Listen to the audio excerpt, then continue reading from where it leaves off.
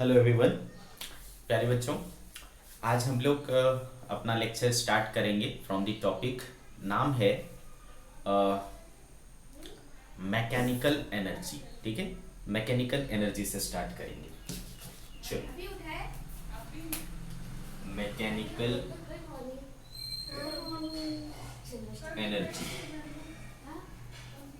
Mechanical energy. ठीक है, क्या होता है मैकेनिकल एनर्जी, इस चीज़ को समझते हैं। बच्चे, हमने इसके पहले क्या पढ़ा? काइनेटिक एनर्जी पढ़ा, हमने इसके पहले पोटेंशियल एनर्जी पढ़ा।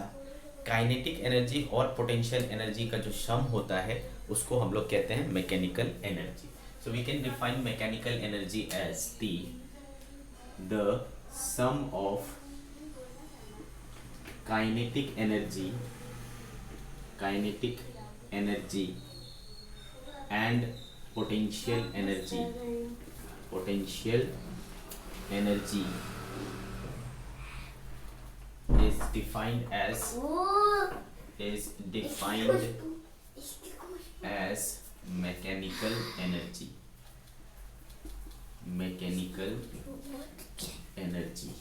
Okay, the sum of kinetic energy and potential energy is defined as mechanical energy. तो आपको समझ में आ गया बेटा मैकेनिकल एनर्जी क्या होता है। ठीक है, तो अगर मैं इसको ई से डिनोट करूं तो इसको मैं कह सकता हूँ kinetic energy plus potential energy is mechanical energy. आगे बात समझ में आपको। अब हम बात करेंगे बेटा law of conservation of mechanical energy. Conservation of mechanical energy, conservation of mechanical energy. ठीक है, कंजर्वेशन ऑफ मैकेनिकल एनर्जी। इसके पहले हमने एक चीज पढ़ा था बेटा, फ्रॉम वर्क एनर्जी थ्योरम से हमने सीखा था कि total work done, W total equal to क्या होता है बेटा? चेंज इन काइनेटिक एनर्जी होता है। इसमें डब्ल्यू टोटल का मतलब क्या होता है? Work done bye all the forces. जिसमें हो सकता है आपका कंजर्वेटिव फोर्स। ठीक है, तो डब्ल्यू सी लिखता हूं तो आपको समझ जाना है कंजर्वेटिव फोर्स। वर्क डन हो सकता है non conservative force. N C लिखूं तो आपको समझ जाना है नॉन कंजर्वेटिव फोर्स। फिर डब्ल्यू बाकी किसी और अदर फोर्स से हो, अदर फोर्सेस। ठीक है, जब ये सारे फोर्सेस का मैं सम करता हूं तो ये इक्वल टू होगा क्या? चेंज इन काइनेटिक एनर्जी के। ठीक है, this will be equal to change in kinetic energy. आगे बात समझ में, ये हमने पढ़ रखा है अभी तक। अब एक और चीज याद करो बेटा, वी ऑल्सो नो दैट कि work done by conservative force जो होता है वो minus of change in potential energy के बराबर होता है ना बेटा? Work done by conservative force क्या होता है? माइनस ऑफ डेल यू होता है। तो ये जो कंजर्वेटिव फोर्स है उसके बदले हम क्या कर सकते हैं? इसको रख सकते हैं। इसको अगर रखें तो minus del U equal to minus del U हो जाएगा डब्ल्यू सी के place W N C plus W other equal to क्या हो जाएगा बेटा? Changing kinetic energy. ठीक है, therefore W non conservative plus W other equal to क्या हो जाएगा? डेल के ई प्लस डेल यू। ठीक है, आगे बात समझ में। तो work done by non conservative force plus W other क्या हो जा रहा है? Change in kinetic energy plus change in potential energy के बराबर हो जा रहा है। ठीक है बच्चे, आगे बात समझ में। अब यहाँ से देखो, अगर मैं बोलूँ कि यहाँ पर कोई भी नॉन कंजर्वेटिव फोर्स काम नहीं कर रहा है और कोई दूसरा काम भी नहीं कर रहा है। ठीक है, कोई भी दूसरा काम नहीं कर रहा है, कोई भी दूसरी फोर्सेस नहीं है। There is no any non conservative force, no any other forces. In that condition ये वाला पार्ट क्या हो जाएगा बेटा? जीरो हो जाएगा। ठीक है, तो if no non conservative conservative, और या फिर इसको इस तरीके से हम बोलें, इसको इस तरीके से भी बोल सकते हैं कि मान लो मैं कहता हूं कि ओनली कंजर्वेटिव फोर्स लग रहा है, बाकी कोई फोर्स नहीं। If only conservative force is acting, ठीक है, और बाकी कोई भी फोर्स नहीं लग रहा है, सिर्फ कंजर्वेटिव लग रहा है, तो बेटा इस कंडीशन में आप समझ सकते हो कि work done by non conservative force क्या हो जाएगा, zero. Work done by other forces क्या हो जाएगा, जीरो। ठीक है, work done by other forces क्या हो जाएगा, जीरो, क्योंकि बाकी लग ही नहीं रहा।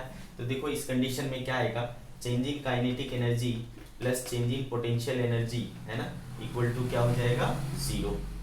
ठीक है बेटा, और ये देखो kinetic energy plus potential energy क्या होता है बेटा, मैकेनिकल एनर्जी होता है, तो ये डेल ई भी क्या हो जाएगा, जीरो। मतलब टोटल मैकेनिकल एनर्जी में भी कोई चेंज नहीं आ रहा है। ठीक है, टोटल मैकेनिकल एनर्जी में कोई चेंज नहीं आ रहा है, यानी मैकेनिकल एनर्जी क्या हो गया, कांस्टेंट हो गया। चेंज कब नहीं होगा बेटा, जब कोई चीज़ कांस्टेंट हो जाएगा।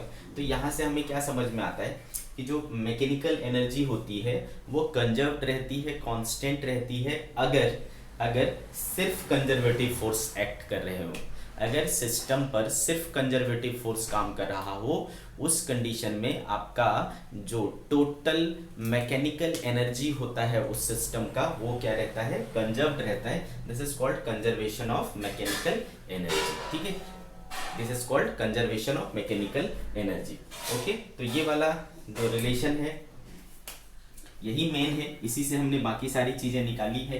ठीक है, तो एक इसको याद रखना है बेटा, दूसरा इसको याद रखना है। ठीक है, ये दोनों काफ़ी इंपॉर्टेंट है। तो this is called conservation of mechanical energy. तो कोई आपसे पूछे कि कंजर्वेशन ऑफ मैकेनिकल एनर्जी क्या होता है, तो आपको बोलना है कि अगर सिर्फ कंजर्वेटिव फोर्स लग रहा हो, बाकी कोई फोर्स नहीं लग रहा हो, तो उस कंडीशन में, है ना, चेंज इन मैकेनिकल एनर्जी जो होता है वो जीरो होता है, यानी मैकेनिकल एनर्जी कांस्टेंट होता है ना, ये कंजर्व्ड होता है। तो this is conservation of mechanical energy. Okay, clear है ये बात? चलो, तो हमें समझ में आ गया कि कंजर्वेशन ऑफ मैकेनिकल एनर्जी क्या होता है।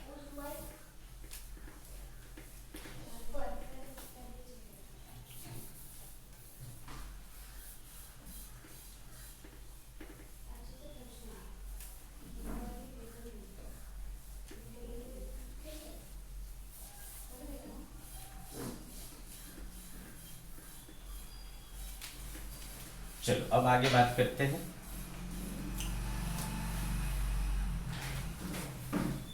कुछ एग्जाम्पल लेकर के अपन समझेंगे। ठीक है, एग्जाम्पल्स देखो बेटा, कह रहा है कि a block is placed on the top of a plane, a block is placed at the top of the plane, top of the plane inclined at 37 degree, inclined at 37 degree with the horizontal,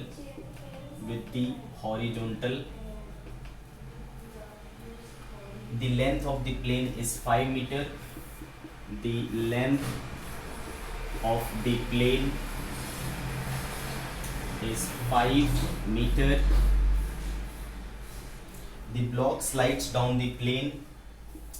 The block slides down. The block slides down the plane and reaches the bottom. The plane and reaches the bottom. Reaches the bottom. Reaches the bottom. ठीक है, diagram आपका है कुछ इस प्रकार से। ये angle है बेटा 37 डिग्री। ब्लॉक जो है यहाँ से चल करके यहाँ को आता है, ये कितना है, 5 मीटर है बोल रहा है। ठीक है, कितना स्लाइड किया, 5 मीटर स्लाइड किया। ओके, आपसे पूछा जा रहा है पार्ट ए, क्वेश्चन का पार्ट ए है, find the speed of the block at the bottom, है ना, जब यहाँ पर आएगा तो उसकी स्पीड क्या हो जाएगी, find the speed of the block at the bottom, at the bottom. ठीक है, चलो पहला पार्ट सॉल्व करते हैं फिर देखेंगे। तो देखो बेटा, a block is placed at the top of the plane inclined at 37 degree with the horizontal, the length of the plane is 5 metre, the block slide down the plane and reaches the bottom. ठीक है, तो बच्चे यहाँ से क्या हुआ है, release किया गया। ठीक है, यहाँ से जब आप इसको छोड़ोगे तो इनिशियल वेलोसिटी क्या रहेगा बेटा, 0। यहाँ पर आकर के क्या हो जाता है, मान लो फाइनल वेलोसिटी क्या हो जाता है, v हो जाता है। ये कितना है, 5 मीटर है। तो मुझे क्या करना है, एनर्जी लगाना है ना, एनर्जी के थ्रू करना है इसको, प्रॉब्लम को। तो एक ऐसा हॉरिजॉन्टल लाइन खींच दूँ तो कोई दिक्कत है बेटा, कोई दिक्कत नहीं है। ये 37 डिग्री है तो ये भी क्या होगा, 37 डिग्री होगा। और ये कितना है, 5 मीटर है। तो बताओ मुझे ये मिल जाएगा क्या, मुझे बोलो बेटा, ये मिल जाएगा क्या? यस, ये मिल जाएगा आपको। कितना हो जाएगा, देखो ये 5 cos 37, ये 5 sin 37, sin 37 3/5, तो ये हो जाएगा हमारा 3, है ना। h कितना हो जाएगा बेटा, 3। आगे बात समझ में। तो ये देखो h मिल गया, है ना, यहाँ था पहले, अब ये इस लेवल पे आ गया। ठीक है, तो कितना नीचे आया बेटा, 3 नीचे आया। ठीक है, अगर मैं इसको रेफरेंस लाइन लूँ, रेफरेंस लाइन, RL मतलब रेफरेंस लाइन, तो ये रेफरेंस लाइन हुआ। ठीक है बेटे, तो ये एक पोजीशन हुआ, इसको मैं पोजीशन A बोलता हूँ, और जब ये इस लेवल पे आ जाएगा तो इसको मैं बोलूँगा पोजीशन B। ठीक है, पोजीशन B। अब आप मुझे ये बताओ कि इस पर कौन कौन सा फोर्स लग रहा है, कितने फोर्स आपको दिख रहे हैं। तो आप बोलोगे कि सिर्फ और सिर्फ ग्रेविटी लग रहा है सर, है ना। इस ब्लॉक पर क्या लग रहा है, सिर्फ ग्रेविटी लग रहा है ना। तो एक ही फोर्स है बेटा, वही काम कर रहा है सिर्फ, कौन, ग्रेविटेशनल फोर्स। अब ग्रेविटेशनल फोर्स कैसा है बेटा, कंजर्वेटिव फोर्स है ना। Gravitational force, electrostatic force, magnetic force और स्प्रिंग फोर्स क्या होता है, ये चारों के चारों कंजर्वेटिव फोर्स होते हैं। और हमने क्या पढ़ा कि अगर कंजर्वेटिव फोर्स रहेगा तो change in kinetic energy plus change in potential energy क्या रहेंगे, कंजर्व रहेंगे, है ना। तो मतलब उसमें कोई चेंज नहीं होगा। ठीक है, तो बेटे देखो ए पॉइंट पर पोटेंशियल काइनेटिक एनर्जी यहाँ पर लागू होगा कि नहीं बताओ पहले, है ना। यहाँ पर यूज होगा कि नहीं, law of conservation of mechanical energy. Yes, mechanical energy conserved रहेगा, क्योंकि यहाँ पर सिर्फ और सिर्फ क्या लग रहा है, कंजर्वेटिव फोर्स लग रहा है, कोई और फोर्स लग नहीं रहा है। ठीक है, तो ए पर, है ना, एट पॉइंट ए पर काइनेटिक एनर्जी कितना है बेटा, काइनेटिक एनर्जी हो गया 0। क्यों, क्योंकि वहां पर स्पीड क्या है, 0। और यहाँ से ग्राउंड से अभी ऊपर है ना, ग्राउंड से ऊपर है तो पोटेंशियल एनर्जी होगा। तो पोटेंशियल एनर्जी कितना है, वो होता है बेटा mgh होता है। तो mg और h कितना है, देखो 3, तो ये हो गया 3mg। ओके, 3mg, इसके पास इतना क्या है, पोटेंशियल एनर्जी है। तो देयरफॉर टोटल एनर्जी एट ए क्या हो गया बेटा, 3mg। Equation number 1। अब आ जाओ बी पर। बी पर आ गया बेटा एट पॉइंट बी। ठीक है, जब हम बी पर आए तो हम रेफरेंस लाइन पर आ गए बेटा, मतलब हम ग्राउंड पे आ गए। ठीक है, यहाँ पर हम ग्राउंड पे आ गए। तो ग्राउंड पे आ गए तो अब हाइट बची नहीं, हाइट नहीं बची ना, यही तो रेफरेंस है। तो यहाँ पर हाइट नहीं बची, हाइट नहीं बची तो पोटेंशियल एनर्जी क्या होगा बेटा, नहीं होगा। यहाँ पर पोटेंशियल एनर्जी 0 हो जाएगा, लेकिन काइनेटिक एनर्जी होगा, है ना, काइनेटिक एनर्जी हो सकता है बेटा। ठीक है, तो काइनेटिक एनर्जी यहाँ पर क्या हो जाएगा, हाफ m और v स्क्वायर। तो यहाँ पर टोटल एनर्जी क्या होगी बेटा, E at B half m v square. ठीक है, this is equation number 2।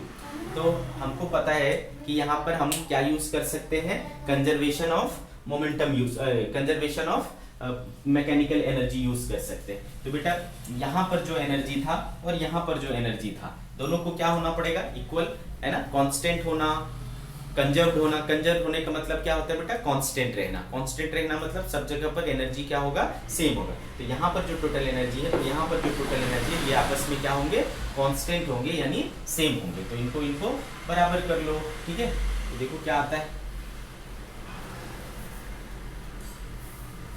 From conservation of mechanical energy. ठीक है, कंजर्वेशन ऑफ मैकेनिकल एनर्जी, ये और ये बराबर होंगे। ठीक है, तो 3mg is equals to half mv square. m और m कैंसिल हो गया बेटा, 3 2 जा 6g हो गया v square, therefore v equals to root under 6g हो रहा है।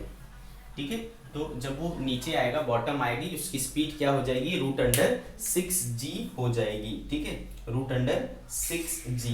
ठीक है, तो इसको आप ये करोगे तो 6g मतलब 60 हो गया बेटा। तो 60 मतलब क्या हो गया, अगर इसको डेटा में लाना हो तो √60, ये हो जाएगा आपका 7×7=49, 7×8=64, तो 7 और 8 के बीच में 7.5 के आसपास आ जाएगा, है ना। तो देखो फर्स्ट पार्ट का आंसर आ गया 7.5 मीटर पर सेकेंड। ठीक है, 7.5 मीटर पर सेकेंड के आसपास आएगा, इट्स नॉट एग्जैक्ट। ठीक है, क्लियर है, आगे बात समझ में, √60 आप निकाल लेना। तो देखो ये हमारा फर्स्ट पार्ट सॉल्व हो गया। अब देखो सेकेंड पार्ट क्या कहता है।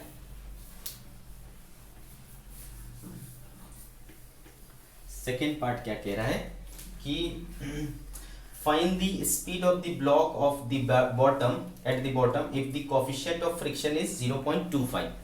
ठीक है, अगर इसमें फ्रिक्शन भी लगने लगे तो, ठीक है, इसमें अगर पहले पार्ट में क्या था बेटा, सरफेस को हमने क्या लिया था, स्मूथ लिया था। इस बार हम इसके साथ क्या कंसीडर कर रहे हैं, ये भी कंसीडर कर रहे हैं। तो part B is find the speed of the block, find the speed of the block if mu is 0.25।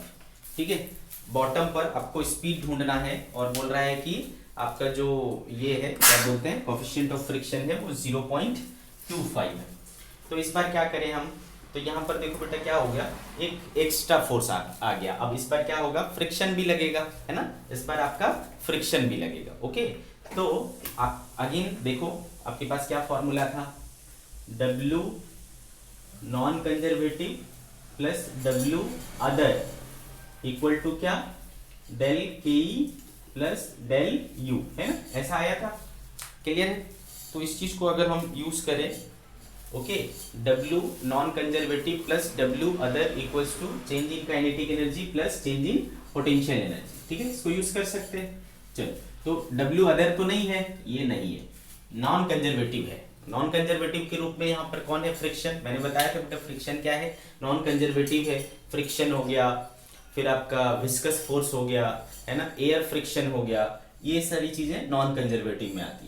तो इसके कारण जो वर्क डन होगा, तो आप बताओ बेटा यहाँ पर फ्रिक्शन किधर लगेगा। सबसे पहले ये देखो, देखो नीचे क्या लगेगा बेटा, mg लगेगा, इधर क्या लगेगा, mg cos 37, mg cos 37 करोगे तो आएगा क्या, mg cos 37 करोगे तो 4 mg/5, है ना, 4 mg/5, और इधर क्या आएगा बेटा, mg sin 37, तो 3 mg/5, ऐसा आ जाएगा। ठीक है, इस साइड क्या आ जाएंगे, 3 mg/5। ओके, अच्छे से समझ आ रहा है आपको। और तो फ्रिक्शन किधर लगेगा बेटा, ये इधर जा रहा है तो फ्रिक्शन अपोजिट में लगेगा। अच्छा, चल रहा है तो कौन सा फ्रिक्शन लगेगा, काइनेटिक फ्रिक्शन। तो काइनेटिक फ्रिक्शन क्या होता है बेटा, म्यू के इंटू नॉर्मल। म्यू के कितना है आपके पास, 0.25। नॉर्मल कितना होगा बेटा, देखो ये होगा नॉर्मल आपका, है ना, इसके बराबर 4 mg/5 की, तो 4 mg/5, है ना, 4 mg/5, ये हो गया आपका।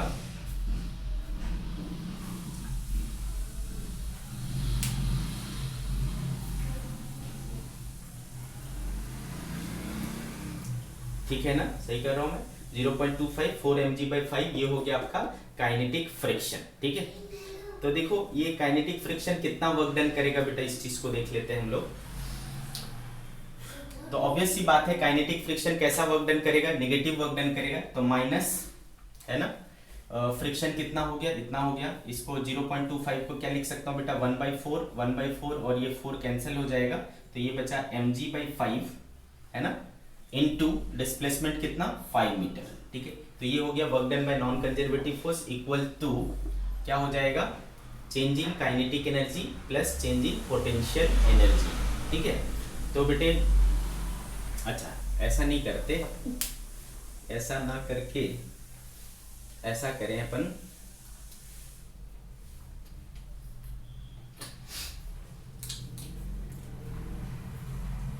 ठीक है, आप ऐसा भी कर सकते हो। तो माइनस mg/5 ऐसा हो गया। अच्छा, kinetic change in kinetic energy क्या होगा आप देखो तो। पहले स्टार्टिंग में जो ये ए पॉइंट था वहां पर इनिशियल वेलोसिटी क्या था बेटा, 0। तो वहां पर एनर्जी क्या था, 0। के इनिशियल क्या था आपका, के इनिशियल जो है वो था 0। के फाइनल हमने मान लिया उसकी वहां पर जाकर के स्पीड क्या हो जाती है, v।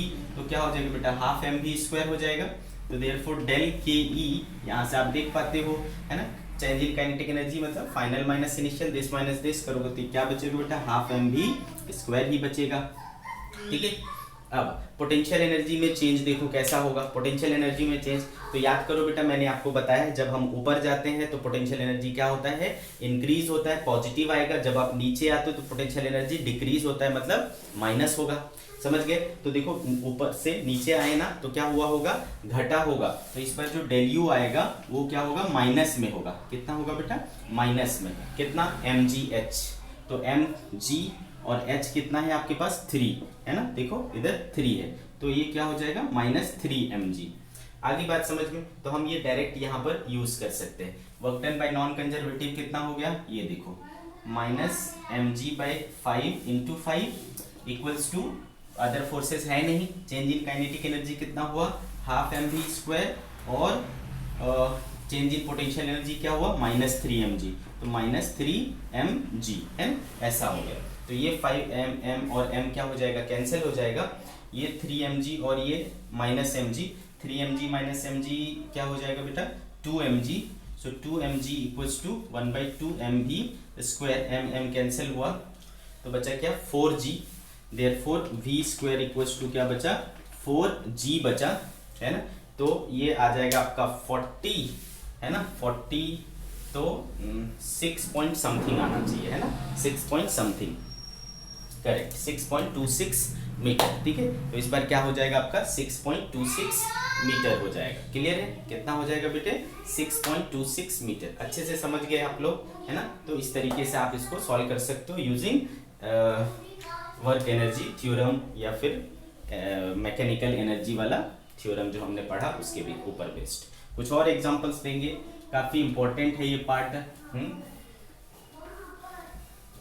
इस पर प्रैक्टिस करेंगे तभी आपको समझ में आएगा कैसे अप्लाई करना है, कैसे यूज करना है इसको।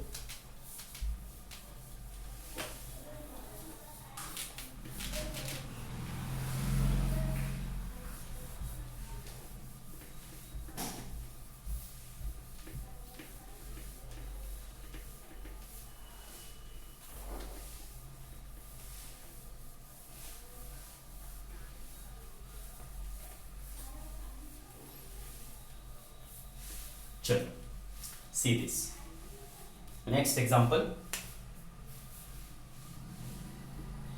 ये कह रहा है बेटा, a smooth block of mass m is released, a smooth block of mass m is released from rest from a height h, from rest from a height h। ठीक है, height h। it slides and compress the spring, it slides and compress the spring, it slides and compress the spring of stiffness k, of stiffness k। find the maximum compression of the spring, find the maximum compression of the spring। Taking spring notes. ठीक है। तो ये रहा आपका diagram भी given है, diagram कुछ इस प्रकार से गिवन है।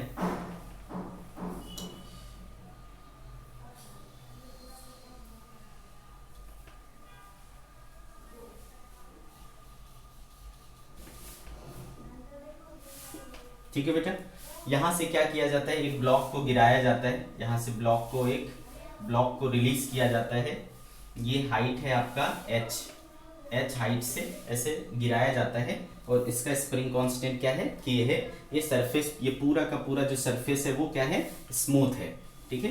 ये पूरा सरफेस क्या है, स्मूथ है। तो ये क्या करता है, ये यहाँ से आता है और आकर के इसको हिट करता है और इसको कंप्रेस करता है। तो बोल रहा है कि इसको कितना मैक्सिमम वो कंप्रेस कर पाएगा, ठीक है, कितना मैक्सिमम वो कंप्रेस कर पाएगा।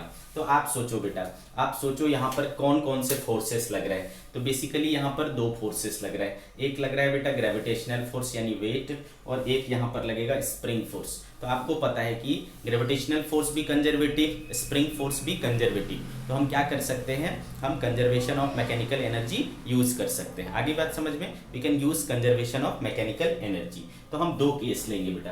तो ये इसका मान लो नेचुरल लेंथ है, ये नेचुरल लेंथ है, ये आएगा हिट करेगा, इसको मान लो कंप्रेस कर दिया। कितना कंप्रेस कर दिया बेटा, एक्स नॉट, है ना। मैक्सिमम कितना कंप्रेस किया, एक्स नॉट। तो बेटा आपको पता है मैक्सिमम यानी एक्सट्रीम पोजीशन पर वेलोसिटी क्या हो जाता है, जाकर के जीरो हो जाता है ना बेटे। मैक्सिमम पर जाकर के एक पल के लिए वेलोसिटी क्या हो जाती है, जीरो हो जाती है।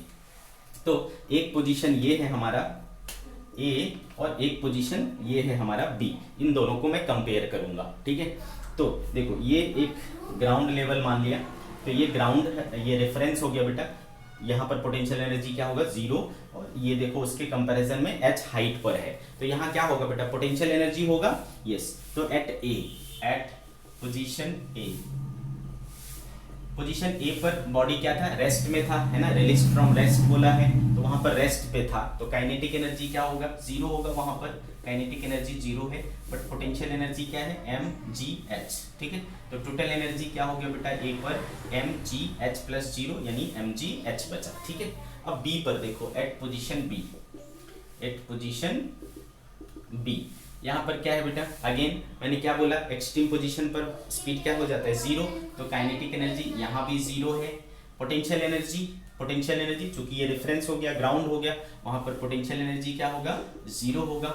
लेकिन एक एक्स्ट्रा एनर्जी आ जाएगी, किसमें, स्प्रिंग को आपने कंप्रेस किया ना, तो उसमें स्प्रिंग एनर्जी आ जाएगी। तो स्प्रिंग एनर्जी आ जाएगी बेटा, स्प्रिंग एनर्जी वो कितना होगा, तो आपको पता है हाफ के एक्स स्क्वायर होता है। तो हाफ के एक्स नॉट का स्क्वायर, इतना क्या हो गया, स्प्रिंग एनर्जी हो गया, जो कि एक प्रकार का पोटेंशियल एनर्जी ही है, ठीक है बेटा। तो देयरफॉर यहाँ पर जो टोटल एनर्जी आई वो कितना हो गया बेटा, half K x nought square, ठीक है। तो चूंकि यहाँ पर बाकी कोई फोर्सेस नहीं लग रहे हैं, दो फोर्सेस लग रहे थे, ग्रेविटी और स्प्रिंग, दोनों के दोनों कंजर्वेटिव हैं, तो इस हिसाब से ये वाले जो एनर्जी है वो क्या होगा, कंजर्व रहेंगे, कांस्टेंट रहेंगे। तो यहाँ पर का एनर्जी और यहाँ पर का एनर्जी क्या होगा, इक्वल होगा। तो फ्रॉम एनर्जी कंजर्वेशन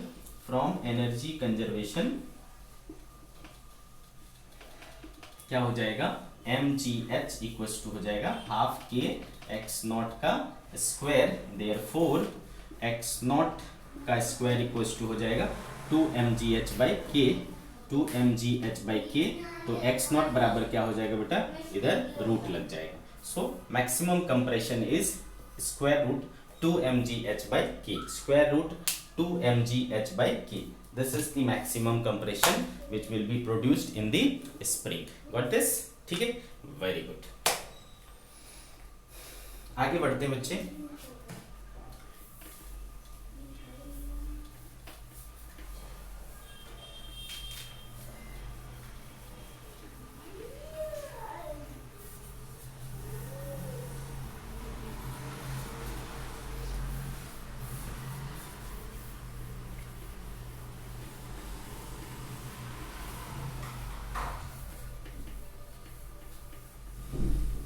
चलिए नेक्स्ट लेते हैं बेटा, नेक्स्ट एग्जांपल। ये कह रहा है कि a block of mass m is suddenly release from the top of a spring. A block of mass m is suddenly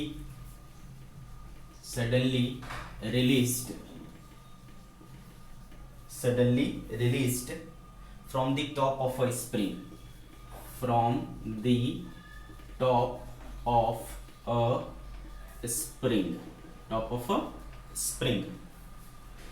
ठीक है, of stiffness ऑफ स्टिफनेस की। डायग्राम गिवन है,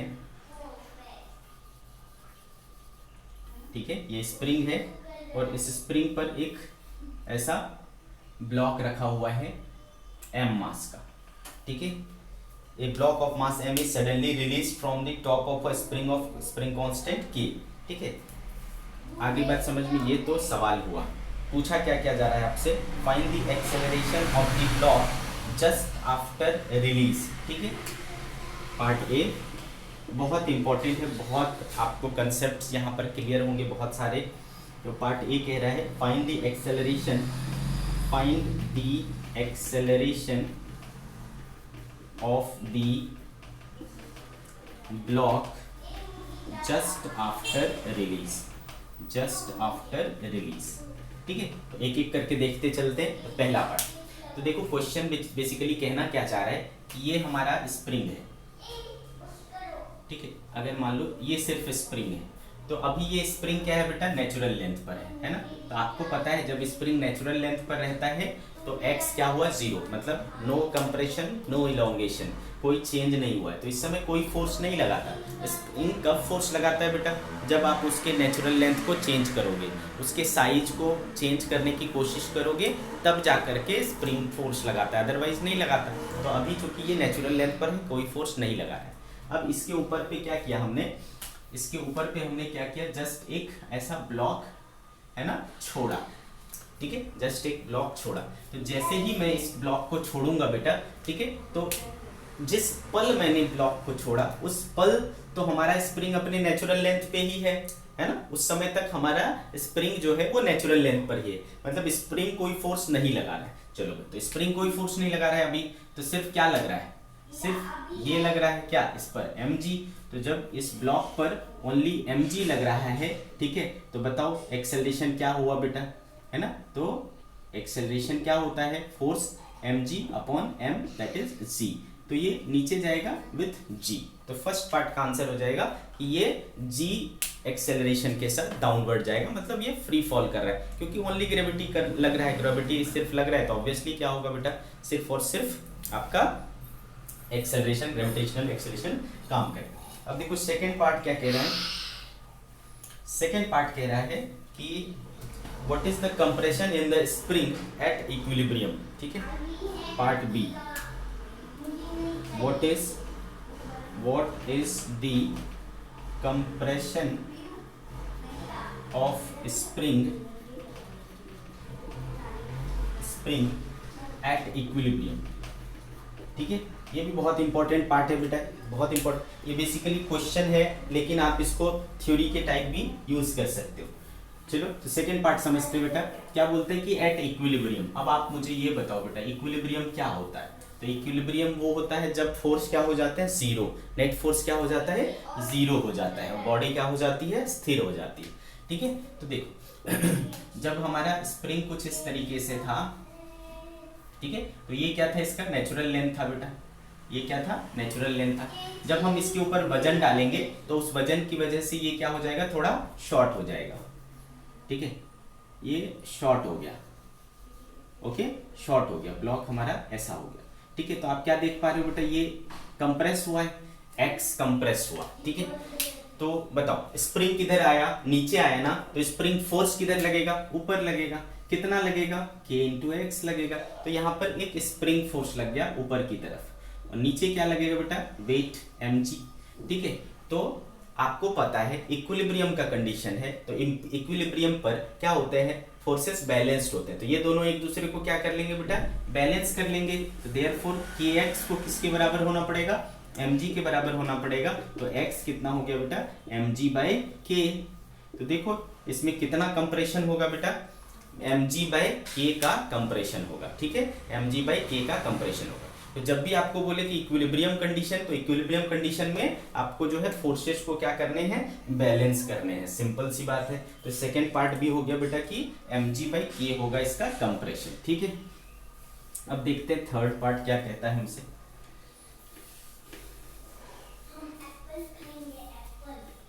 ठीक है। थर्ड पार्ट ये कह रहा है बेटा कि what is the maximum compression in the spring, spring में मैक्सिमम कितना कंप्रेशन हो सकता है। Part C, maximum compression in the spring, maximum compression क्या होगा। अब फिर से ध्यान से सुनो, ठीक है, maximum compression in the spring क्या होगा। तो बेटे ये मान लो आपका है ना स्प्रिंग था, ये नेचुरल लेंथ है इसका, ठीक है, ये नेचुरल लेंथ है। हमने यहां पर क्या किया, एक ब्लॉक रखा, ठीक है बेटा, यहां पर हमने एक ब्लॉक रखा। तो जब हमने यहां पर ब्लॉक रखा उस समय है ना जस्ट रिलीज किया इसको, ठीक है, तो इसकी इनिशियल स्पीड क्या थी, 0 थी, है ना, इनिशियल स्पीड 0 थी। तो बेटे अभी के कंडीशन में ना तो यहाँ पर इसके पास काइनेटिक एनर्जी है, ना स्प्रिंग कंप्रेस हुआ है ना, स्प्रिंग के लेंथ में कोई चेंज नहीं हुआ, तो स्प्रिंग में भी किसी प्रकार का एनर्जी नहीं है। अब हमने यहाँ से छोड़ दिया, छोड़ने के बाद मान लो मैं ये बोलता हूँ कि स्प्रिंग यहाँ तक आ गई, कंप्रेस कितना मैक्सिमम कंप्रेशन हुआ, तो देख पा रहे हो आप, पहले यहाँ था, यहाँ से यहाँ आ गया, दिस इज एक्स मैक्स, ठीक है, दिस इज एक्स मैक्स यानी एक्स नॉट बोल सकता हूँ, ठीक है, यहाँ पर आ गया। तो हमारा जो ब्लॉक है वो इस तरीके से हो गया। तो आप क्या पाओगे बेटा, आप ये चीज देख पा रहे हो कि यहां से मैंने छोड़ा और मैक्सिमम कंप्रेस हुआ, मतलब ये एक्सट्रीम पोजीशन हो गया, एक्सट्रीम यहां पर आ गया, ठीक है। तो आपको पता है बेटा जब कोई चीज गिरती है, गिरने के बाद फिर रिवर्स होती है, तो जब रिवर्स होने से पहले है ना, रिवर्स होने से पहले क्या होता है, एक पल के लिए उसकी स्पीड 0 हो जाती है, ठीक है। तो यहां पर भी स्पीड क्या रहेगा बेटा, 0 ही रहेगा, मैक्सिमम पर भी क्या होता है, 0 होता है, स्पीड यहां पर भी 0 ही रहेगा, ठीक है, बात को समझ गए। अब बेटा ये आपका नेचुरल लेंथ था और ये आपका ये है, मैं अगर इसको रेफरेंस लाइन मानूं, ठीक है, इसको रेफरेंस मानूं, रेफरेंस लाइन मानूं, तो चलो अब इन दोनों को कंपेयर करते हैं। अब एक बात बताओ, यहाँ पर फोर्सेस कौन कौन से लग रहे हैं, फोर्सेस कौन कौन से लग रहे हैं भाई, वेट लग रहा है यानी ग्रेविटी लग रहा है, और दूसरा स्प्रिंग का फोर्स लग रहा है यानी स्प्रिंग फोर्स लग रहा है, दोनों के दोनों क्या है, कंजर्वेटिव है। तो यहाँ पर हम क्या कर सकते हैं, कंजर्वेशन ऑफ मैकेनिकल एनर्जी लगा सकते हैं, ठीक है बेटा। तो मैं इसको बोलता हूँ पोजीशन ए और इसको बोलता हूँ पोजीशन बी, ठीक है। तो एट ए बताओ काइनेटिक एनर्जी 0 है ना, स्प्रिंग एनर्जी यानी potential energy, sorry spring energy 0, potential energy gravitational potential energy वो होगा कि नहीं होगा, क्योंकि ये रेफरेंस है, यहाँ तक हाइट है, तो इसके पास कितनी हो जाएगी बेटा, mg, और h कितना है, देखो h कितना है, x नॉट है ना, x नॉट ही है ना h आपका यहाँ पर, तो mg x नॉट इतना क्या हो गया, पोटेंशियल एनर्जी हो गया। तो देखो टोटल एनर्जी कितना हो जा रहा है, तो E एट A जो है वो हो जा रहा है mg x नॉट, ठीक, सिंपल। अब देखो बेटा इतनी कहानी समझ में आ गई। अब यहां पर देखो एट बी क्या क्या हो रहा है, यहां पर काइनेटिक एनर्जी 0। अब देखो रेफरेंस पर आ गए, और रेफरेंस पर पोटेंशियल एनर्जी क्या होता है, 0। देखो पोटेंशियल एनर्जी के लिए जो रेफरेंस है ना वो आपके ऊपर डिपेंड करता है, आप कोई भी चूज कर सकते हो, ठीक है। तो ग्रेविटेशनल पोटेंशियल एनर्जी यहाँ क्या हो गया, 0, हमने इसको चूज किया था, ठीक है। और जो स्प्रिंग एनर्जी है, इस बार स्प्रिंग एनर्जी आ जाएगी, क्यों, क्योंकि अभी स्प्रिंग कंप्रेस हो चुका है, तो हाफ के कितना कंप्रेस हुआ है बेटा, K x nought square. So total energy at B is half K x nought का स्क्वायर, है ना, हाफ के एक्स नॉट का स्क्वायर। आगे बात समझ में। तो चूंकि यहां पर हम क्या कर सकते हैं, conservation of mechanical energy use कर सकते हैं, तो फ्रॉम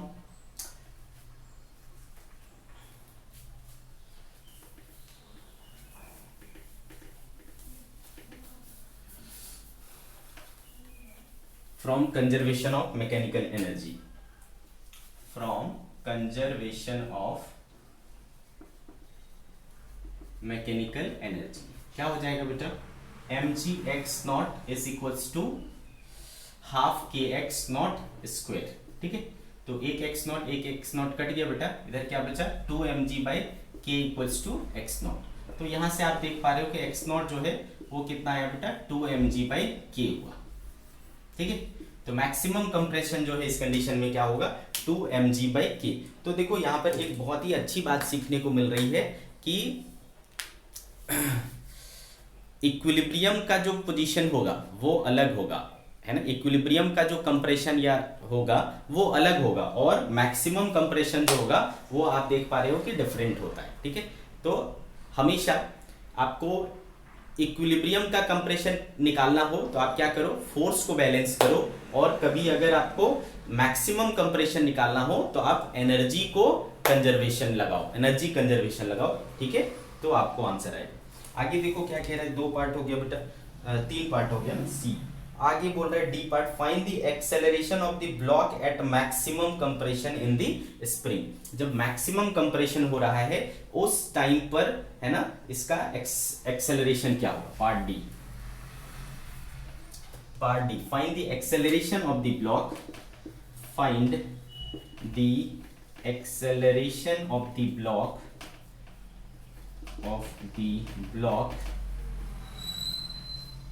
at maximum compression,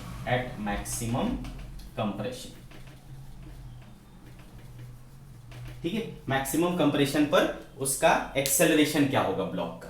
तो बहुत अच्छी बात है बेटा, देखो इसको, ये भी आपका कंसेप्ट को मजबूत करेगा। तो बेटे देखो ये क्या हो गया, मैक्सिमम कंप्रेस हो गया, ठीक है। कितना कंप्रेस हुआ था, x नॉट कंप्रेस हुआ था, तो स्प्रिंग फोर्स कितना लगा सकता है बेटा। तो आपको पता है k इंटू एक्स होता है, और x कितना हुआ है आपका 2mg/k हुआ है ना बेटा, ठीक है। तो स्प्रिंग फोर्स अभी कितना लगेगा, k कैंसिल हो जाएगा तो 2mg, है ना। So here spring force is 2mg upward, ठीक है। और वेट किधर लगेगा बेटा, नीचे। तो आप देख पा रहे हो कि इधर लग रहा है 2mg और इधर लग रहा है mg। तो बताओ नेट फोर्स किधर लग रहा है बेटा, ऊपर की तरफ। तो ऊपर की तरफ नेट फोर्स लग रहा है आपका mg, ठीक है। तो देयरफॉर एक्सेलरेशन क्या हो गया, ऊपर की तरफ g। तो इस बार ऊपर की तरफ ब्लॉक पर g एक्सेलरेशन लगेगा, ठीक है, ऊपर की तरफ। यहां से फिर वो क्या हो जाएगा, मुड़ जाएगा, है ना, रिवर्स हो जाएगा। क्लियर है मेरी बात। सो देखो आपको काफी चीजें यहां से क्लियर हुई, काफी चीजें क्लियर हुई, ओके। तो आपको समझ आ गया होगा बेटा कैसे यूज करना है इनको।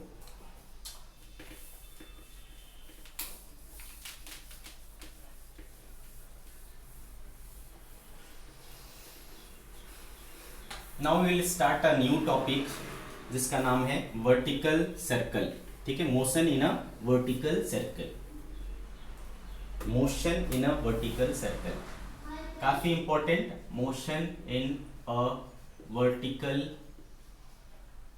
सर्कल। देखो वर्टिकल सर्कल क्या होता है, देखो अगर कोई चीज इस तरीके से घूम रहा है तो ये क्या हुआ बेटा, हॉरिजॉन्टल सर्कल, ठीक है। और कोई चीज अगर इस तरीके से घूम रहा है तो ये क्या हुआ, वर्टिकल सर्कल, ठीक है। तो हॉरिजॉन्टल सर्कल तो हम पढ़ चुके हैं, है ना, हॉरिजॉन्टल सर्कल हम पढ़ चुके हैं। अब वर्टिकल सर्कल के बारे में हम लोग पढ़ेंगे सीरीज। तो ये मैंने एक सर्कल बना लिया बेटा। जैसे कि मान लो अपन ने क्या किया, एक किसी भारी चीज को, हल्की छोटी सी चीज को ऐसा धागे से बांध लिया और उसको ऐसे ऐसे ऐसे ऐसे हम लोग घुमाते हैं, है ना, करते हैं ना ऐसा, वैसा कुछ किया तो क्या होगा। तो ये हमारा सेंटर हो गया बेटा, ये स्ट्रिंग हो गया और उससे कोई चीज जुड़ा हुआ है।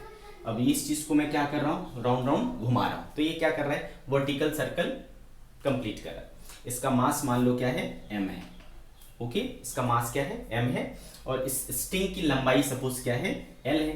तो ये जो स्ट्रिंग की लंबाई होगी वही उसके रेडियस का काम करेगा बेटा, this will act like a radius, ठीक है। तो इसको मैं r बोल देता हूँ। क्लियर है बेटा। तो मान लो जब ये लोएस्ट पॉइंट है ना, लोएस्ट पॉइंट है, यहाँ पर इसकी वेलोसिटी क्या ले लिया मैंने, vl। इस पर इसकी वेलोसिटी क्या है, vl है, ओके। आगे बात समझ में, ठीक है ना बच्चे। अब देखो कोई एक यहाँ से मैंने घुमाना चालू किया, घुमाने के बाद मान लो किसी समय ये कहाँ चला गया, यहाँ चला गया, ठीक है, ये ऐसा हो गया। तो ये एक एंगल बनता हुआ दिख रहा है आपको, थीटा, ठीक है। यहाँ पर एक एंगल बनता हुआ दिख रहा है, थीटा। ध्यान से सुनना, मैंने क्या किया है ना, किसी चीज को बांधा और मैं इसको घुमा रहा हूँ। तो हॉरिजॉन्टल लोएस्ट पॉइंट पर इसकी वेलोसिटी मान लो vl है ना, मास इसका m है, इस तरीके का डायरेक्शन है, ये ऐसे घूम रहा है, ठीक है। अब यहाँ से निकल करके जब ये यहाँ आएगा तो वेलोसिटी क्या होगी, यहाँ पर क्या होगा बेटा, वेलोसिटी कांस्टेंट नहीं रहेगा, वेलोसिटी हमेशा बदलते रहेगा। तो क्या होगा वेलोसिटी, उस चीज़ को देखना है, ठीक है।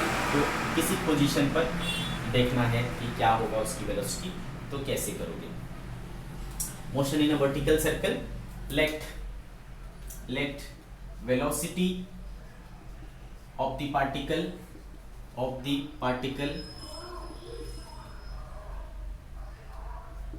at bottom, ठीक है, VL, क्या है, VL।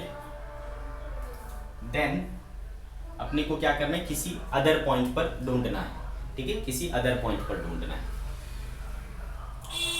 Let any other point P, ये वाला पॉइंट क्या है बेटा, P है।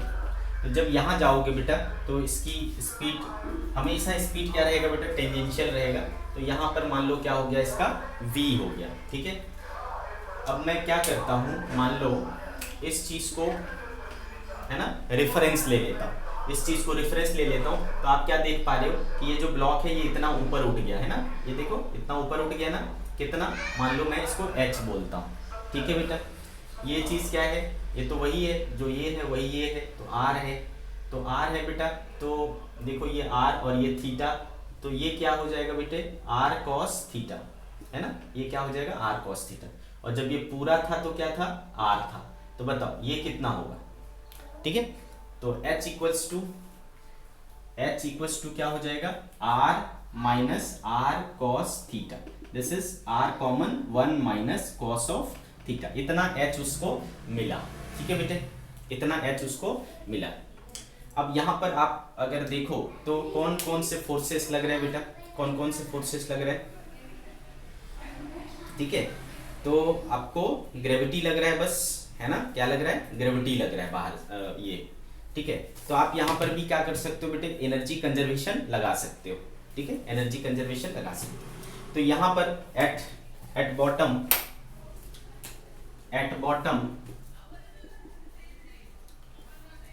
काइनेटिक एनर्जी कितना था, हाफ mvl का स्क्वायर। पोटेंशियल एनर्जी यहाँ पर क्या होगा, 0, है ना, क्योंकि वो रेफरेंस है। तो टोटल एनर्जी क्या हो गया, E एट बॉटम क्या हो गया बेटा, हाफ mvl स्क्वायर, ठीक है। वहां पर जाओ एट P, ठीक है, P पर क्या होगा बेटा, काइनेटिक एनर्जी, है ना, क्या होता है, हाफ mv स्क्वायर, तो half mv square. Potential energy क्या हो जाएगा वहां पर, mgh, तो mg और h कितना आया बेटा, r into 1 minus cos theta, ठीक है। तो टोटल एनर्जी क्या हो गया, therefore E at P is equals to half mv square plus mg r 1 minus cos theta, है ना, ऐसा हो गया, क्लियर है। तो this is equation number 1, this is equation number 2। तो यहाँ पर हम क्या करें, एनर्जी कंजर्वेशन लगाएं, तो क्या हो जाएगा, दोनों एनर्जी बराबर हो जाएंगे। फ्रॉम एनर्जी कंजर्वेशन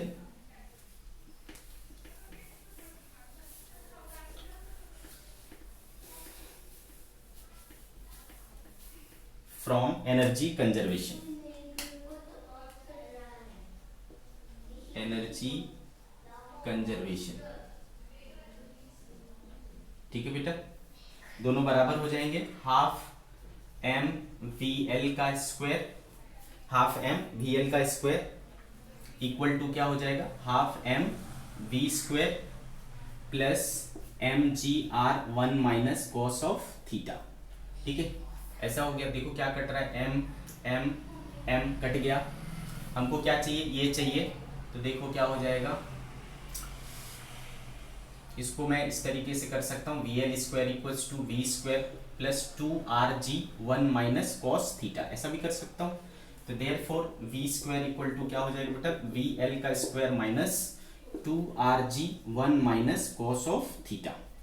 तो therefore V equal to square root V L square minus 2rg 1 minus cos of theta, तो आप क्या देख पा रहे हो बेटा कि जो उस पार्टिकल की वेलोसिटी है वो थीटा का फंक्शन हो रहा है। जैसे जैसे थीटा चेंज होगा बेटा वैसे वैसे स्पीड आपका क्या हो जाएगा, चेंज हो जाएगा।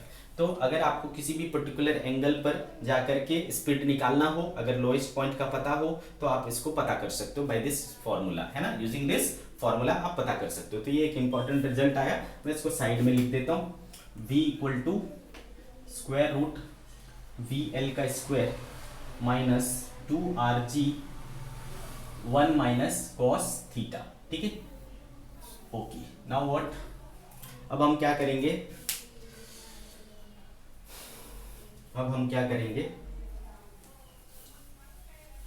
अगर घूमते घूमते हम टॉप पर चले गए बेटे, ठीक है, हाईएस्ट पॉइंट पर चले गए,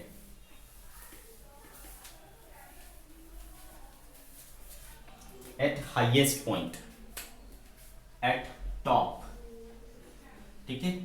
टॉप कहाँ होगा बेटा, टॉप यहाँ होगा टॉप, ठीक है। एट टॉप क्या होगा, देखो ये हो गया स्ट्रिंग आपका, इस तरीके से हो जाएगा, मोस्ट वेलोसिटी का डायरेक्शन इधर हो जाएगा, इसको मैं बोल देता हूँ वी एच, है ना, हाईएस्ट पॉइंट पर का वेलोसिटी, है ना, तो वी एच बोल देता हूँ। ओके, तो ऐसा हो गया। अब आप देखो बेटे वी एच ऐसा हो गया, और क्या क्या होगा, नीचे क्या लगेगा, वेट लगेगा क्या, mg, और ये जो स्ट्रिंग है उसमें टेंशन, है ना, इस तरीके से लगेगा टेंशन, ठीक है। आगे बात समझ में। और क्या होगा बच्चे, और होगा क्या कि इस पर सेंट्रीफ्यूगल फोर्स लगेगा, है ना। कभी भी इस पे ब्लॉक पे बैठ के देखेंगे तो अपने को क्या महसूस होगा, एक सेंट्रीफ्यूगल फोर्स महसूस होगा। सेंट्रीफ्यूगल फोर्स क्या होता है बेटा, M V square by R, तो एम वी यहाँ पर क्या है एच, तो M V H square by R. आगे बात समझ में क्लियर है। तो एट टॉप अगर आप इस एक्सिस को देखो तो ये एक्सिस क्या होना चाहिए बेटा, बराबर होना चाहिए, ठीक है। ये एक्सिस क्या होना चाहिए, बराबर होना चाहिए।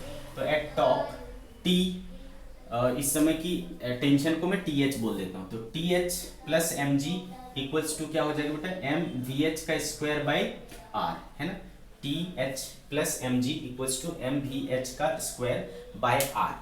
तो देखो होता क्या है, जो टॉप मोस्ट पॉइंट है वहां पर अगर टेंशन नहीं भी हो, ठीक है, अगर टेंशन नहीं भी हो तो ये जो mg है ना वो क्या करता है, सेंट्रीफ्यूगल फोर्स को बैलेंस कर लेता है, तो मतलब वो सक्सेसफुली घूम जाएगा। अगर टेंशन नहीं भी हो तो, टेंशन हो तो और अच्छी बात है, वो और ज्यादा तेजी से घूम सकता है। लेकिन आ रही बात समझ में, क्लियर है ना। देखो ये तो कांस्टेंट है ना, टेंशन किसके प्रोपोर्शनल होगा, है ना, ये भी कांस्टेंट है, ये भी कांस्टेंट है, v के प्रोपोर्शनल होगा। तो जितना ज्यादा टेंशन होगा उतना ज्यादा आप क्या कर सकते हो, मास के साथ इसको घुमा सकते हो, ठीक है ना, उतना ज्यादा वेलोसिटी के साथ घुमा सकते हो। लेकिन अगर मैं कम से कम वेलोसिटी में उसको घुमाना चाहता हूँ, कम से कम वेलोसिटी में अगर घुमाना चाहता हूँ तो मेरे को टेंशन क्या रखना पड़ेगा, कम से कम। तो कम से कम टेंशन कितना हो सकता है, ठीक है, कम से कम कितना टेंशन हो सकता है। तो बेटे इस चीज को ध्यान रखना है कि, ठीक है, अगर मैं लिमिटिंग कंडीशन देखूं तो टीएच जो है वो या तो बड़ा होना चाहिए या तो बराबर होना चाहिए जीरो से छोटा नहीं होना चाहिए। क्यों, क्योंकि अगर टेंशन जीरो से छोटा हो गया इसका मतलब क्या हो गया बेटा कि जो स्ट्रिंग है ना वो आपका स्लैक कर गया, ठीक है, स्ट्रिंग जो है वो क्या हो गया, स्लैक कर गया, मतलब ढीला पड़ गया। जब स्ट्रिंग ढीला पड़ जाएगा ना तब फिर वो नहीं घूम पाएगा। आप करके देखो, है ना, अगर आपका स्ट्रिंग जो है थोड़ा कम स्पीड से घुमाओगे ना, स्ट्रिंग ऊपर जाकर के अगर ढीला पड़ा तो वो गिर जाएगा, वो फिर घूमेगा नहीं, ठीक है। घूमने के लिए आपको ज्यादा से ज्यादा आप क्या कर सकते हो, टेंशन जीरो कर सकते हो, है ना, उससे कम नहीं कर सकते, ठीक है। तो ये कंडीशन है। तो बेटा आप देख पा रहे हो कि जितना ज्यादा मैं टीएच लूंगा उतना ज्यादा मेरा वीएच आएगा। तो टीएच में जब सबसे कम लूंगा, सबसे कम टीएच क्या है बेटा, देखो जीरो। तो जब मैं टीएच जीरो लूंगा तो उस समय वेलोसिटी जो है वहां पर टॉप पर क्या मिलेगा, मिनिमम वेलोसिटी मिलेगा। तो मिनिमम वेलोसिटी जो टॉप पर होना चाहिए उसके लिए, है ना बेटा, minimum velocity at top for successful circular loop, तब आप जो है ना सक्सेसफुली उसको घुमा पाओगे, ठीक है। तो बेटा उसके लिए क्या होना चाहिए, टीएच जीरो होना चाहिए। तो जब मैं टीएच को जीरो कर देता हूं तो देखो क्या हो जाता है, क्या बचता है, M G equal to M V H का स्क्वायर बाई आर m और m कैंसिल हो गया बेटा, तो VH का स्क्वायर इक्वल्स टू RG हो गया, देयरफॉर VH इक्वल्स टू क्या हो गया, स्क्वायर रूट RG। इसका मतलब मिनिमम जो है आपका टॉप पर वेलोसिटी कितनी होनी चाहिए, स्क्वायर रूट RG होनी चाहिए, ठीक है। मिनिमम जो आपका टॉप पर वेलोसिटी है वो स्क्वायर रूट RG होनी चाहिए। ये कंडीशन है बेटा, this is the condition for successful looping, है ना, इसको कहते हैं लूपिंग के लिए कंडीशन है ये। सक्सेसफुल लूपिंग के लिए वर्टिकल सर्कुलर लूप को कंप्लीट करने के लिए इतना होना चाहिए, स्क्वायर रूट RG। क्लियर है मेरी बात? तो मैं यहाँ पर लिखता हूँ नोट करके, नोट फॉर सक्सेसफुल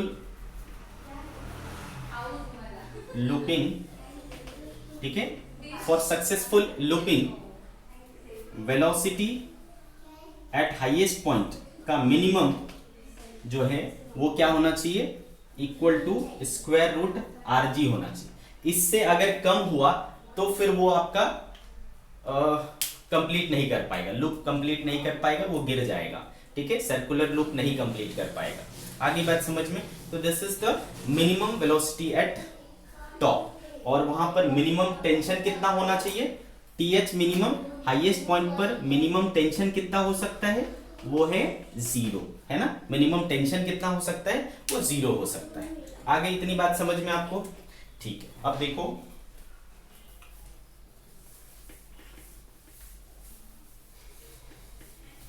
अगर मैं टॉप पर एनर्जी देखूं कितना है तो क्या बोलोगे, ठीक है। आगे मैंने देखो, एक प्रॉब्लम में एक ही रेफरेंस ले सकते हो, तो मैं चूंकि रेफरेंस यहां ले चुका हूं तो इसी रेफरेंस से कंपेयर करूंगा, ठीक है। तो जो टॉप पॉइंट है आपका वहां पर, है ना, टॉप पॉइंट पर देखो कितनी हाइट हो चुकी है बेटा, R प्लस R, 2R की हाइट है, तो ग्रेविटेशनल पोटेंशियल एनर्जी होगा GPE होगा कितना बेटा, mg, और हाइट कितना हो जाएगा 2R, तो 2mgr क्या हो गया, ये हो गया। और वहां पर वेलोसिटी कितना है, VH, तो काइनेटिक एनर्जी होगा हाफ m VH का स्क्वायर, तो हाफ m और VH देखो आपका क्या आया है, स्क्वायर रूट RG, ठीक है। तो स्क्वायर रूट RG मैं मिनिमम कंडीशन के लिए बात कर रहा हूँ, ठीक है। तो स्क्वायर रूट है तो स्क्वायर करोगे तो RG बचेगा, तो देखो क्या बच रहा है, mgr/2, ठीक है। देयरफॉर टोटल एनर्जी जो हो जा रहा है आपका, टोटल एनर्जी वो हो जाएगा 2mgr plus mgr/2, 5/2 mgr। This is the energy at top, ठीक है, कितना, 5/2 mgr, ओके। और एनर्जी एट बॉटम कितना था बेटा, एट बॉटम देखो कितना था, एट बॉटम था आपके पास E बॉटम, वहां पर सिर्फ ये था kinetic energy half m VL square, potential था नहीं, ग्रेविटेशनल पोटेंशियल, क्योंकि इसको हमने क्या मान रखा है, रेफरेंस मान रखा है, तो वहां पर आपका ये नहीं था। तो बेटे अगर मैं एनर्जी कंजर्वेशन लगाऊं तो ये दोनों क्या होने चाहिए, बराबर होना चाहिए। सो फ्रॉम एनर्जी कंजर्वेशन, ठीक है, इनको बराबर होना चाहिए। So half m VL square को बराबर होना पड़ेगा 5/2 mgr के, तो 2 और 2 कैंसिल हो गया बेटा, m और m कैंसिल हो गया, देयरफॉर आप देख पा रहे हो VL इक्वल्स टू क्या हो रहा है, स्क्वायर रूट 5RG।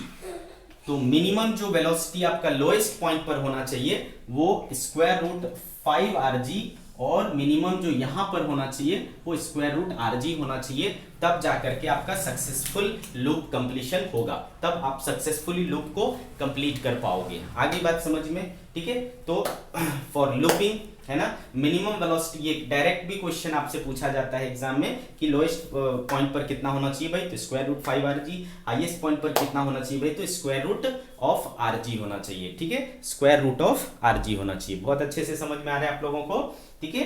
तो ये रही कहानी बेटा। इसके साथ हमने क्या देखा, मिनिमम जो टेंशन है वो यहाँ पर, कहां पर, हाईएस्ट पॉइंट पर क्या होगी, 0 हो सकती है, और मिनिमम टेंशन यहां पर कितना होगा देखें, ठीक है, लोएस्ट पॉइंट पर कितना होगा,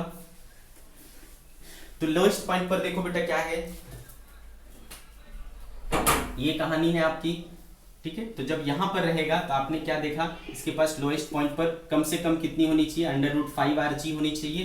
तो बेटा नीचे क्या लगेगा, वेट लगेगा, साथ में एक सेंट्रीफ्यूगल फोर्स लगेगा बेटा। सेंट्रीफ्यूगल फोर्स क्या होता है, mv²/r। यहाँ पर v क्या है, vl, तो vl/r, तो m/r, और ये देखो क्या हो जाएगा 5rg, तो r और r कैंसिल हो जाएगा बेटा, क्या बचेगा 5mg, और ऊपर क्या लगेगा बेटा, टेंशन। तो देखो ये बराबर होना चाहिए, तो टेंशन इक्वल्स टू क्या, 5mg plus mg equals to 6mg। ठीक है, तो लोएस्ट पॉइंट पर जो कम से कम टेंशन लगेगा वो क्या होगा, 6mg। ठीक है, तो यहाँ पर चार बातें आपको बहुत ध्यान से याद रखना है। क्या क्या याद रखना है बेटा, कि मिनिमम लोएस्ट पॉइंट पर कम से कम टेंशन कितना होगा, 6mg होगा। लोएस्ट पॉइंट पर मिनिमम वेलोसिटी कितनी होगी, √5rg होगा। हाईएस्ट पॉइंट पर मिनिमम टेंशन क्या होगा, 0। हाईएस्ट पॉइंट पर मिनिमम वेलोसिटी क्या होनी चाहिए, √rg। ठीक है, तो ये कुछ इंपॉर्टेंट है ना रिजल्ट। इसके अलावा बाकी किसी अदर पॉइंट पर हमें निकालना है तो क्या करेंगे, बाकी किसी अदर पॉइंट पर निकालना है तो आपके पास फॉर्मूला था बेटा, क्या है ना, बाकी अदर पॉइंट के लिए v equals to √VL² minus क्या था 2rg 1 minus cos of theta. ठीक है, तो इसमें रख करके आप कोई भी पॉइंट के लिए निकाल सकते हो। मान लो मैं इस पॉइंट के लिए चाहता हूँ, इस पॉइंट पर, तो इस पॉइंट पर एंगल क्या हो जाएगा 90 डिग्री, पुट 90 डिग्री, कॉस 90 क्या होता है बेटा 0। ठीक है, कॉस 90 क्या होता है 0, तो VL² क्या बच जाएगा, -2rg बच जाएगा। VL कितना है, √5rg, तो स्क्वायर करोगे तो 5rg, तो 5rg minus 2rg equals to क्या बचेगा बेटा 3rg। तो यहाँ पर कितना होना चाहिए, तो यहाँ पर वेलोसिटी क्या हो जाएगा 3rg। ठीक है, तो यहाँ पर रूट अंडर 5rg, यहाँ पर रूट होगा रूट अंडर 3rg, और यहाँ पर √rg। तो आप इस तरीके से, और भी कोई एंगल देगा तो कोई भी एंगल देगा, एंगल पुट करो और आंसर लाओ, है ना। क्लियर है मेरी बात। तो इस तरीके से आप है ना बहुत सारे सवालों के आंसर कर सकते हो। ठीक है, इसकी कुछ और चीजें हैं वो हम लोग अगले लेक्चर में करेंगे। ओके बच्चों, बाय बाय।